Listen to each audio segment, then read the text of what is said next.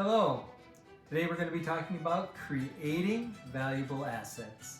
When we think about being wealthy, we have to think about our God-given gifts and skills. And then remember that income follows assets. Hello, I'm Linnetta. And I'm Patrick. And together we are co-founders of Vertical Connections Inc. Thank you for joining us once again. Yes. We are so appreciative to all of our subscribers. Thank you, thank you, thank you. Also, thank you for sharing this content. Please make sure you subscribe. For those who have not, click the like button. Yes. And we want to invite you to share comments that will cause us to meet your needs even better. So be sure to leave comments and to share some ideas that you have gotten from our content. Yes, we're always looking for things that have touched you, that have helped you. And also we're looking for ideas and things that are meaningful to you that you'd like to hear more about. So today we talked about creating valuable assets. And when we think of being wealthy, we know that wealthy people have created valuable assets. You want to be a person who follows those who have paved the way. What are they doing to make sure they have a generational wealth built? What we find in society where we are today, what has been programmed into us, is the fact that so many people have assets that they get paid for, but it's only on an hourly basis. An hourly basis, one where you go and punch in on your clock, you work X number of hours, whatever you've been commissioned to do, and then you go home. There's no chance of getting that bonus check. There's no opportunities for overtime, creating income that you are going to be able to get even when you're not actually looking to receive it. Valuable assets.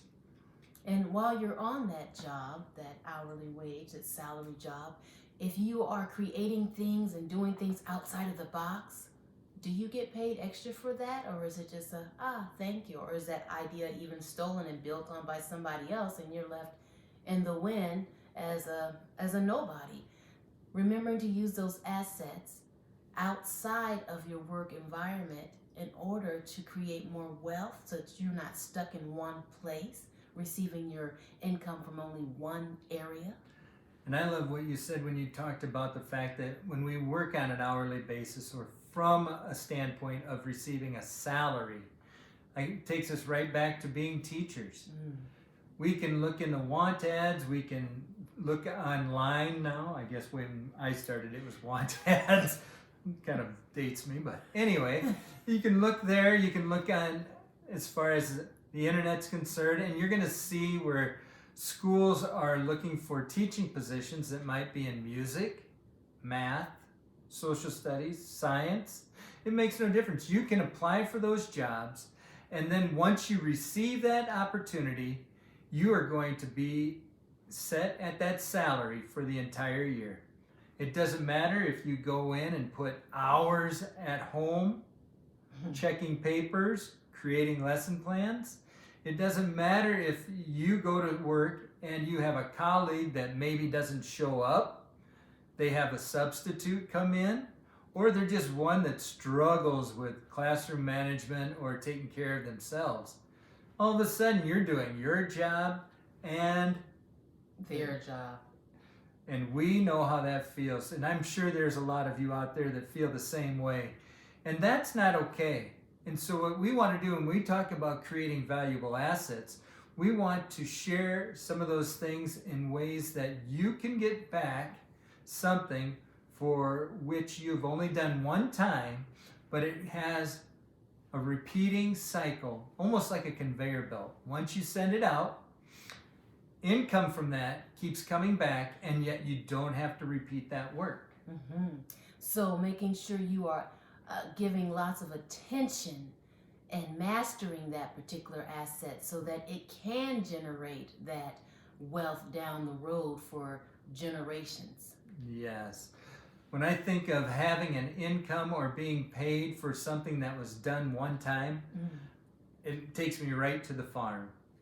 And our family has just been blessed with the fact that my great-grandfather, decades ago, made an investment with not only cash, but with hard work and sweat and blood on the farm, and it's been handed down in time.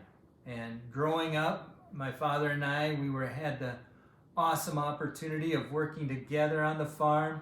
We raised cattle as well as crops, and so that was so rewarding. But as time went on, Dad passed away, and of course we know that things increase in price. Tractors, the way we harvested through the combines, seed, everything increased, but we didn't have that opportunity because we didn't have the funds. So we now rent out that land. And by renting that land out, the entire family gets to partake in that, and yet we aren't doing the work it takes to generate those crops. But we are reaping the benefit from what my grandfather did long, long ago. Recipients of inheriting. All right. Yes, that my great-grandfather was a wonderful man who worked hard and established something for our family that is something that we take great pride in. And I love the fact that you all recognize the spot where you're at, your father, and didn't just give up, but there was a way to continue to make that dream continue to happen. Yes. That was nice. So as we are continuing down this journey of helping others to grow, wanting you to think, what do you have that can help you to generate wealth while you're at that salary job? As we look around our house or in our home, we think about those things that pay us to have it. The land was definitely one. Being able to start our corporation, our business, getting to go on YouTube and sharing with you all. Those are all things that are paying us, and yet it's not something that we have to do 24 hours a day. It's not something that we have to apply all of our time to, because there's also other avenues of income that we have. You were talking about some examples of people who are artists. Yes. How they're or book writers, royalties that are given because of that attention and intention that was given to that additional assignment, gift, skill, talent, and that has opened up doors for a variety of avenues of income to come back. Right. We think of musicians and songwriters. We think of those individuals who will have be screenwriters and create plays or movies, and all of a sudden you can see how somebody that has been very creative with music can then create that recording, which they put out and stream, and then all of a sudden someone might see it and think, this is perfect for what we're doing. And then they apply it to what they're doing, so not only are they making money off of their own song, but now they get to make money or royalties off of those movies. And those are just a couple of examples. I can think of people who are wonderful artists, who can draw and paint, and then all of a sudden they become the individual who is creating the pictures in a book. Very good. And it's so cool that they not only have that skill to paint and draw, but now they can apply that to someone else's skills, and then together they collaborate, and then they grow from there. Wonderful. Great ideas. Again, please make sure you share some ideas along those lines of how you can use an asset to build wealth. And in our next video, we're going to share some informational gold. Now, we know that informational gold is that which is behind the scenes.